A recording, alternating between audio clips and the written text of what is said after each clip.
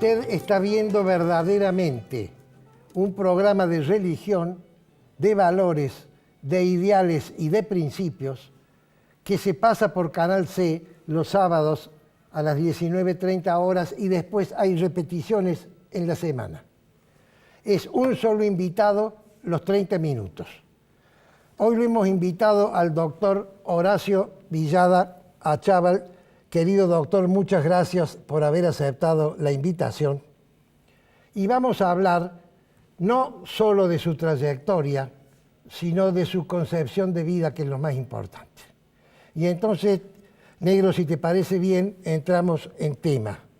Y los negros hacemos lo que nos mandan. Lo que nos mandan. Bueno, yo voy a decir cosas que el doctor va a decir que no son ciertas, pero sí son ciertas.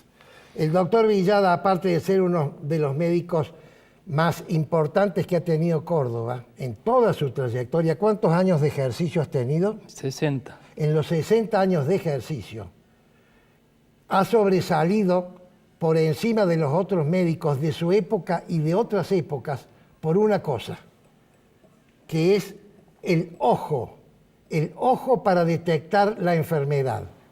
Entonces, la primera pregunta que yo te haría, querido doctor, si quieres contestarla, es ¿qué es el diagnóstico? ¿Cómo se hace un diagnóstico? ¿Y cómo se aprende a diagnosticar en medicina? Es toda una ciencia, es una materia para estudio, pero fundamentalmente es algo que uno lo aprende de los maestros. Y es todo formado por lo que es el conocimiento del paciente, del que sufre, la actitud que se pone para solucionar el problema y la honestidad de aceptar lo que uno no conoce bien y pide la ayuda. Es una etapa fundamental. Primero diagnóstico, después tratamiento.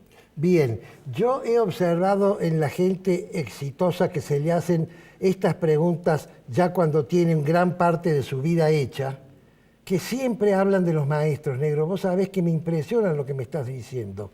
¿Quiénes fueron tus maestros?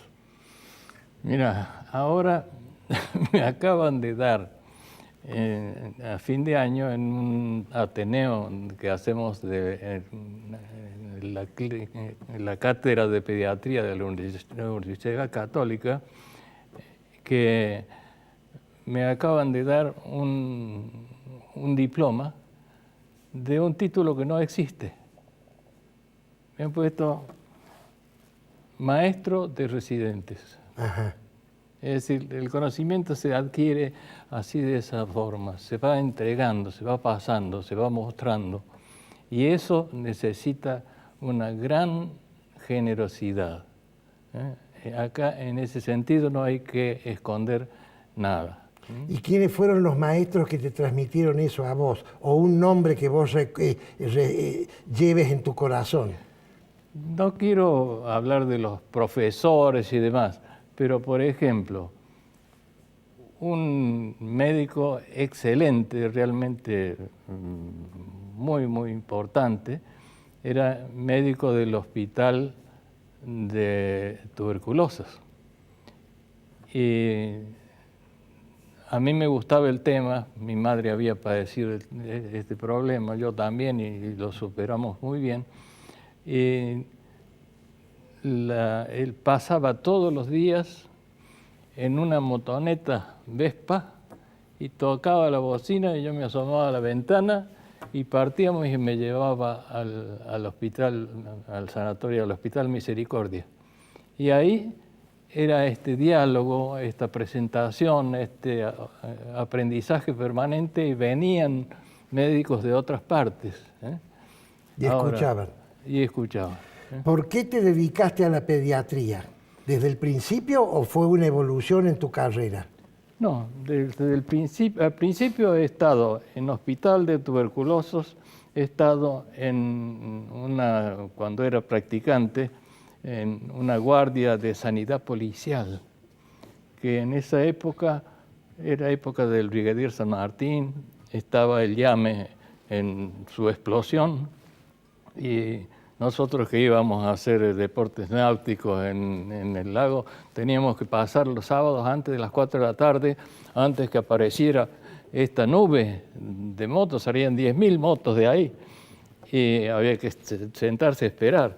Pero así, estando en sanidad policial, veía uno por día y que se morían de traumatismos severos, graves, por la motocicleta.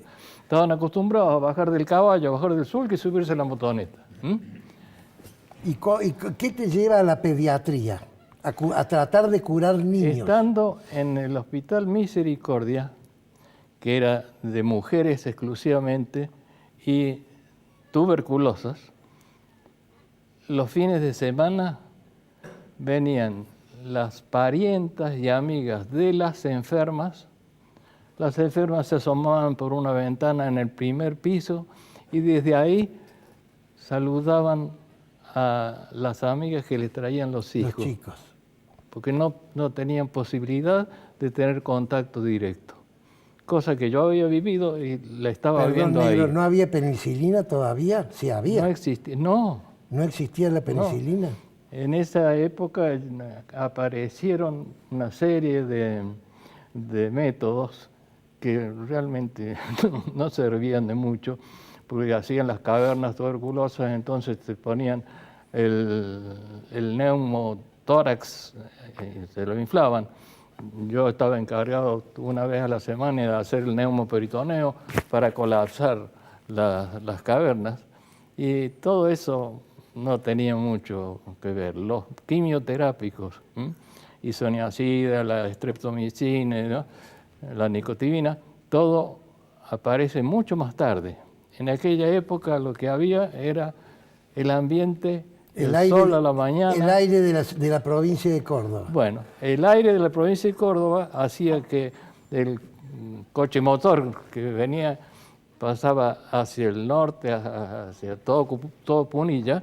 Cuando pasaban por Cosquín, todos se tapaban la nariz con un pañuelo. Negro, ¿cómo has manejado vos el tema del dolor, sobre todo con los niños? Y la pregunta subsiguiente entonces es, el médico se tiene que comprometer con el paciente, pero se compromete afectivamente. No sé si me explico en la pregunta. Te digo que no solo por el dolor, sino por todas las otras circunstancias, uno se tiene que comprometer con el paciente. ¿Por qué?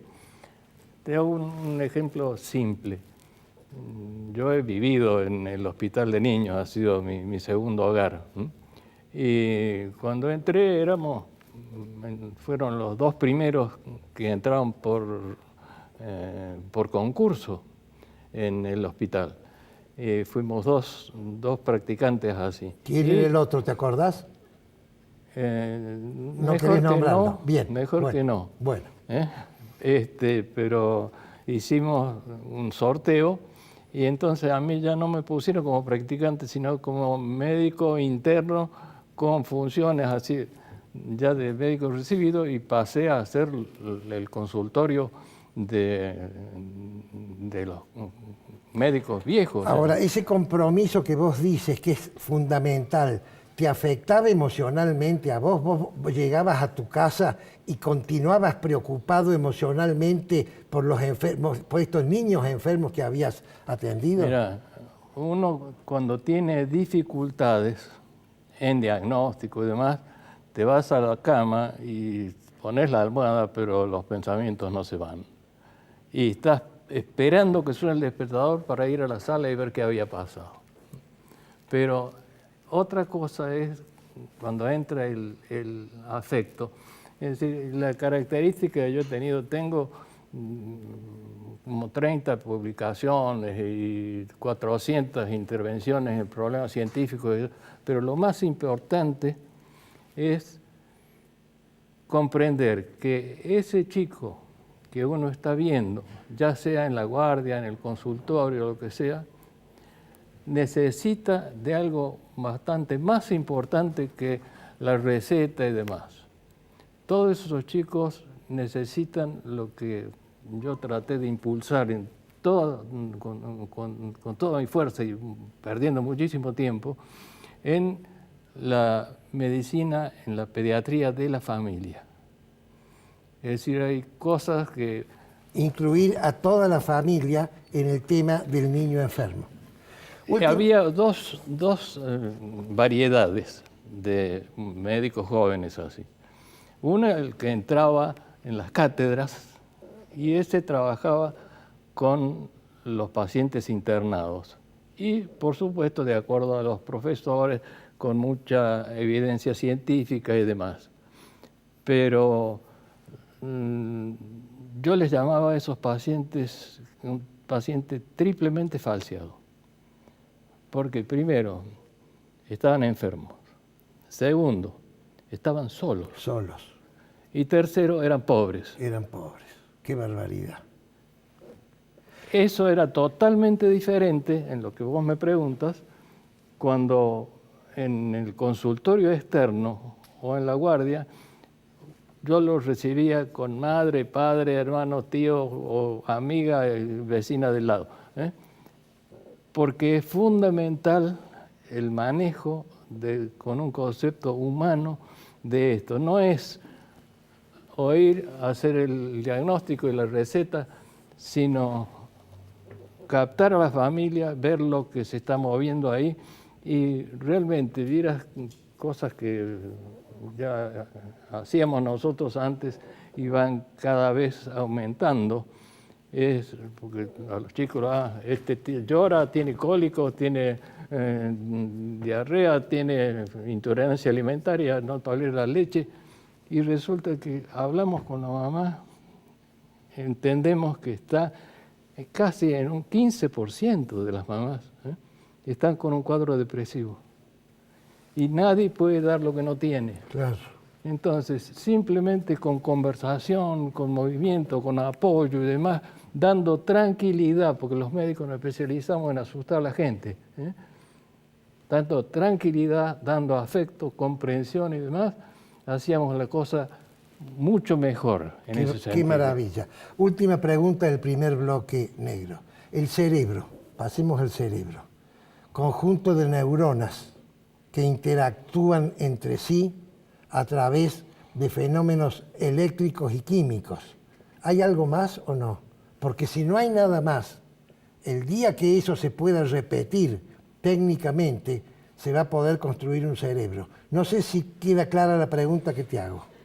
Mira, no me puedo declarar pesimista, pero el cerebro se fabrica en el útero de la mamá.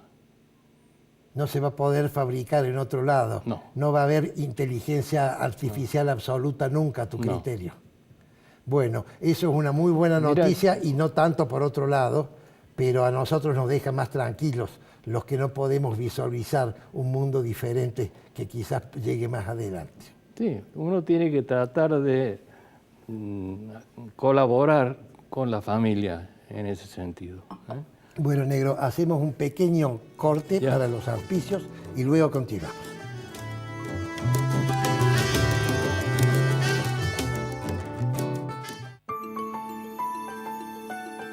¿Usted quiere saber qué pasa con la economía, con la política, con la sociedad?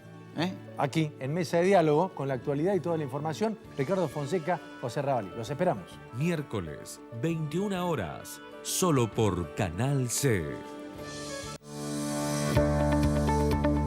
Cada semana le proponemos un espacio en el que somos todos periodistas. Exactamente, para hacer un análisis exhaustivo de la realidad del día a día que mucho les interesa a nuestra teleaudiencia de cordobeses y de proyección nacional.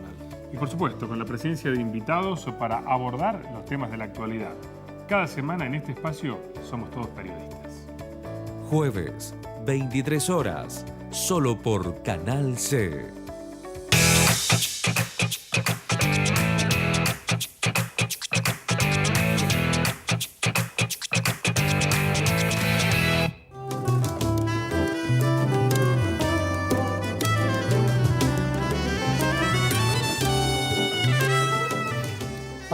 Estamos con el doctor Horacio Villada Achával, hablando de medicina y de cosas de la vida. Pasamos a otro tema, negro, si vos me lo aceptás. La muerte. ¿Cómo has manejado vos el tema de la muerte? No tanto de cuando se muere el paciente, sino cuando vos tenés que tratar, a veces por largo periodo, a pacientes que sabés que indefectiblemente se van a morir. Yo te puedo dar simplemente cosas que he hecho. Es decir, yo organicé en el Hospital de Niños el comité de tumores malignos, de neoplasias y de leucemias y demás. Es una cosa más que me tocaba hacer. Esos chicos estaban solitos. Tuve la pelea con las direcciones y demás, y empezamos a recibir la familia, que tener un lugar donde contacto. alojarlo. Sí, claro, porque decían, no, es que los papás se ponen de novio y cosas así a la noche. No, los chicos tienen que tener su familia y hacer esto que te decía de la medicina de la familia. Y para esto, que es realmente trágico cuando uno tiene la sospecha y después la convicción de que el paciente va a morir, hay que tratarlo mucho más, pero no con los elementos para decirle prolongo simplemente la vida, sino para que sea algo realmente, primero, que no duela, segundo... Primero, que no duela. Que no, dolor es una cosa totalmente muy amplia. Y el dolor es físico, el dolor es moral, el dolor intelectual en algunos y demás. Entonces, estos comités, porque los chicos con cáncer se veían a través de una rendija de la puerta, ¿no? Con la familia, con internación compartida y demás, y haciéndolos vivir de otra forma. Yo me acuerdo, era gracioso, porque en estos comités que se formaban, yo tenía una hermana religiosa muy dedicada. Y entonces les hacía hacer la primera comunión a los chicos. Y ellos estaban muy en contacto, conversaban uno al lado de la cama del otro, y le decían, no hagas todavía la comunión porque los chicos cuando hacen la comunión se mueren. Pobrecito. No es así. Pobrecito. Bueno, cambiando de tema, Sí. hablemos de la vida. Ahora la vida está muy cuestionada. La vida, estoy hablando por el tema de esta ley del aborto, ¿cierto? La vida, todo el mundo acepta que empieza con la unión del espermatozoide y el óvulo. Pero hay gente que habla ahora de que eso es vida, pero no es persona, que recién es persona cuando este ser que tiene vida puede empezar a reaccionar a estímulos externos. ¿Cuál es tu opinión al respecto? ¿Es persona cuando aprueba el primer grado? ¿Es persona cuando se le ponen las vacunas? ¿Es persona cuando se casa? Y más que todo cuando ya se muere. En esto, a una persona como yo, que he ocupado 60 años en tratar de curar los chicos, varones y mujeres y demás, no se le puede preguntar si es partidario del aborto o no es partidario del aborto, no. Esto es una vida, y las cosas tienen que tomarse como vienen. No me gusta el vocinglerío ese del pañuelito, no me entra, me parece una cueca del pañuelo verde. Lo mismo yo podría decir, oigan, aparte del pañuelo, compren una escupidorita chiquita así para que puedan poner el producto de la concepción ahí y lo llevan a la basura más fácil. Claro. Bueno, no. Respeto a todos, lo que opinan ahora y que las cosas tal como vienen, pero en el caso mío me toca defender la vida. Bien. La pregunta siguiente, Sí. doctor Horacio Villada Chaval, quizás es la más profunda de todas. Dios. Vos creés en Dios y te pregunto por qué. Porque el médico o los médicos son profesionales que estadísticamente hay más agnósticos entre los médicos que en la media de la humanidad. ¿Vos creés en Dios? Uno cuando profundiza en la ciencia y demás se cree que sabe todo. El médico es típicamente un ser frustrado, porque nunca va a tener la verdad completa. En la ciencia puede ir sabiendo cada cosa, pero las cosas en la medicina van cambiando día a día, ¿eh? Los conocimientos van cambiando, cosas que pensábamos antes, hoy ya no existen para nada, y se defendían como arriba de una cátedra. En esto hay que tener la humildad y saber que uno tiene el campo así de los cambios en las ciencias que lo van a superar y que vamos a tener que pedir ayuda. Y tenemos que adelantarnos, ¿eh? Pero lo prioritario es, te digo, de las cosas que realmente importan, porque he tenido los comités de tumores, los comités de enfermedades, lo fundamental era la pelea con este elemento del consultorio. En el consultorio tengo una silla, un banquito, porque ahí se turnan todos los residentes del Hospital de Niños, porque que están observando. Van a ver y van a observar. Tengo una cosa graciosa, una doctora norteamericana les pide en ese Ateneo que tenemos en la Reina Fabiola, me había visto y dice, ¿puedo asistir al consultorio? Sabía que yo tenía el consultorio listo para recibir gente. Y vino como si nada, ni sabía cómo se llamaba. En un momento estábamos tratando a un paciente y me dice, yo tengo libros, artículos sobre esto. Y se levanta y va a la biblioteca que tengo en el consultorio, saca un número de las clínicas pediátricas de Norteamérica y me dice, ve, este artículo soy yo. Mrs. Eve Colton, Assistant Professor en Yale University. El ojo clínico del doctor Villada Chaval no lo ha tenido ningún médico en la historia de Córdoba. Y venían los médicos de otros lugares para escuchar los diagnósticos de él. Negro, me quedan 2 minutos. Vos has sido un gran deportista, náutica, una travesía de Córdoba a Buenos Aires en bote y un gran caballista. Quiero que me hables de esas 2 cosas. Mira, el viaje hacia Buenos Aires, yo tenía 18 años, ¿sí? Y iban un hermano de Santiago, Manuel Augusto Ferrer, del Oso Reina, y nos pusimos un bote que era el casco de un Snipe ya destruido, bien forrado, un tambucho, 4 remos, y lo pusimos abajo del dique de Río Tercero y nos fuimos. Río Tercero, al principio un río de montaña, después cada vez más ancho, la zona de Pampayaste, todo eso, con el bote tirando. Y el río Carcarañá, el Coronda, el Paraná y hasta Buenos Aires. El Río de la Plata. En Tigre. Una experiencia. Tigre, llegaste a Tigre. Sí, una experiencia fantástica. ¿Cuántos días? 28. 28 días, un mes. 1.200 kilómetros en 28 días. Bueno, porque los ríos hacen vueltas así. Sí, hay unos meandros tremendos. El caballo, Negro, no puedo hacerte un reportaje a vos si no me hablas medio minuto de tu relación con el caballo. Es parte de mi vida. Te puedo decir un viaje.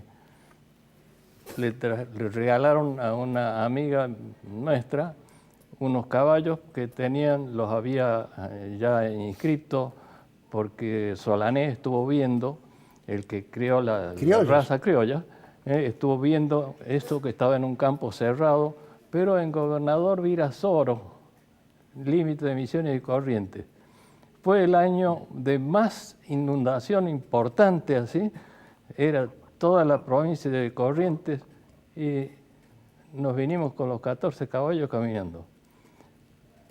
Hecha la tropilla, y cuando llegamos a Paraná, andaba por ¿La tropilla suelta con una madrina o...? Amadrinados, todos, le pegaba 2 gritos, forme, se ¿Y con formaban quién lo todos. hiciste vos? Con Guillermo Reina y con un hermano mío, Carlos Villada. Y llegamos ahí al Paraná, en el Parque Urquiza, que tiene esas barrancas preciosas. así. Precioso.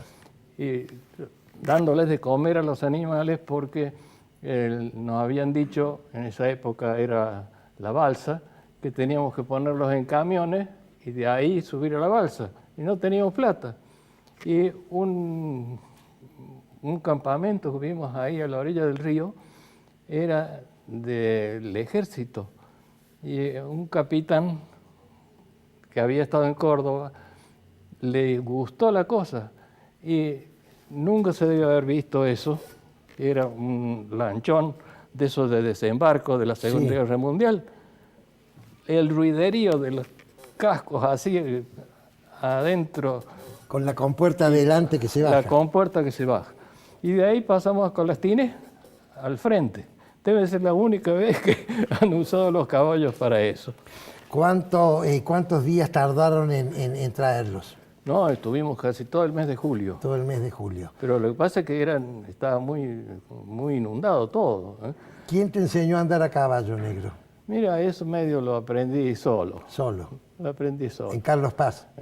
Claro, porque esa era parte de la vida de los de chicos. mi vida. Bueno, negro, se nos ha acabado el tiempo.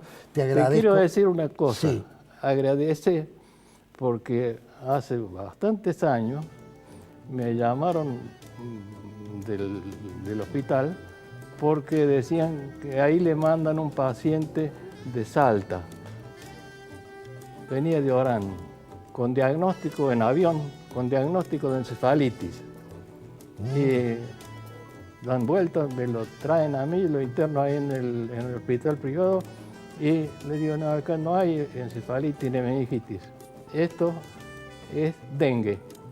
Fue el primer caso de dengue del país y era tu sobrino. Mi sobrino, Miguelito, seguramente. Sí. Bueno, negro, te agradezco mucho. Eso es una prueba más del ojo clínico del negro Villada.